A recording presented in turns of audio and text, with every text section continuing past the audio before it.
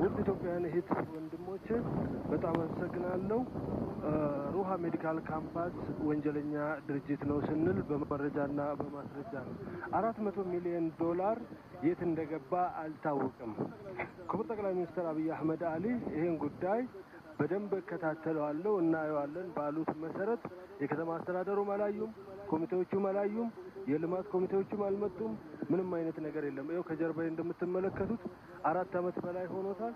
ቦታውን አጥሮ ከማስቀመጥ ባለፈ ምንም አይነት ልማት ያለሙት ነገር የለም። ስለዚህ እኛ የምንፈልገው ነገር ቢኖር ልማት ደግሞ ማህበረሰብ አቀፍ ካልሆነ ልማት ሊባል አይችልም ማለት ነው። ቦሌ ክፍለ ከተማ ላይ ይሄን የሚያክል ቦታ አጥሮ ለ4 ዓመት ያስቀመጠው ለማን ነው? ለምንድን ነው የተቀመጠው? ምንድነው የተፈለገው? ለኛ አልገባንም። እስከ ዛሬዋ ቀን ድረስ ያለንበትን ሁኔታ ለኢትዮጵያ ሕዝብ እያሳወቅን እየተናገርን ለፌዴራል መንግስትም እያደረስን እንገኛለን። ምንም አይነት መልስ አላገኘንም። ከዚህ በላይ ምን አይነት ማስረጃ እንደምትፈልጉ አላቅም። የከተማ አስተዳደሩም ወይዘሮ አዳነች አቤቤ እባካችሁን ሸርሸር አድርጉና ለሷ አድርሱልን። ምንም አይነት ልማት የለም። እስቲ ወደዚህ አዙርና አሳየልኝ። እስቲ ካሜራ ማሽኑን ይሁት እንደዚህ እንደቆመ ነው። ምንም አይነት ልማት የለም። ገባችሁ አይደል? ይሄ ማሽንም የነሱ አይደለም፣ የቻይና ነው። ቻይና መጀመሪያ ከነሱ በፊት እዚህ ቦታ ላይ ነበሩ። የቻይናዎች ነው። የኮንክሪት ምናምን ያለው እዚህ ጋር የምታዩት ማሽን የነሱ አይደለም፣ የሩሃ ድርጅት አይደለም፣ የቻይና። እነሱንም ገዝተው ይሁን አባሯቸው ይሁን እነሱንም ምንም የምናውቀው ጉዳይ የለም። እና ለማንኛውም የፌዴራል መንግስት ተገቢውን ምላሽ ሊሰጠን ይገባል። በዚህ ቦታ ላይ ብዙ ነገራችንን አተናል፣ ብዙ ነገር ተቀምተናል።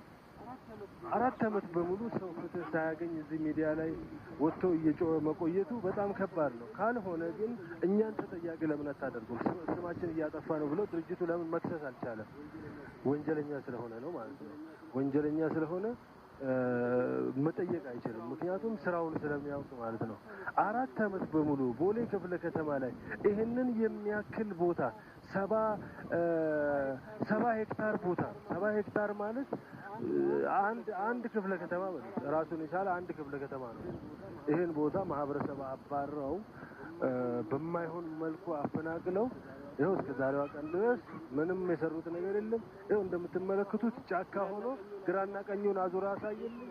በዚህ መልኩ ነው ያለው። ህዝቡ ላይ ተጫውተው ህዝቡን አስለቅሰው ስንት ሽማግሌ፣ ስንት አዛውንት፣ ስንት ወጣቶችን መንገድ ላይ አስቀርተው በዚህ መልኩ ጫካ አድርጎ ማስቀመጥ ምን እንደሆነ ሊገባኝ አልቻለም። ስለዚህ መልስ ልትሰጡን ይገባል። መልስ ነው እኛ የምንፈልገው። በትልቁ ነገር ልማት የሀገራችን ነው። ልማቱን እንፈልገዋለን። ልማት ሲለማ ማህበረሰብ አቀፍ መሆን መቻል አለበት ነው። ይሄ ድርጅት ግን ቦታውንም አላለማም፣ ማህበረሰቡንም ይኸው እንደምትመለከቱት ነው።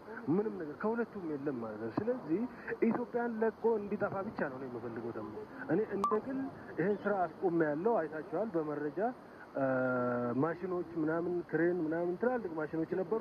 የለም እሱን ሁሉ ፈቶ ሄዷል። ፈቶ ስራውን አቁሞ ከወጣ ኢትዮጵያ ሀገራችንን ደግሞ ለቆ ሊወጣ ይገባል። እያንዳንዱን ቢሮ መረጃ አለኝ፣ የት ቦታ እንዳለ የነሱ ቢሮ መረጃ አለኝ።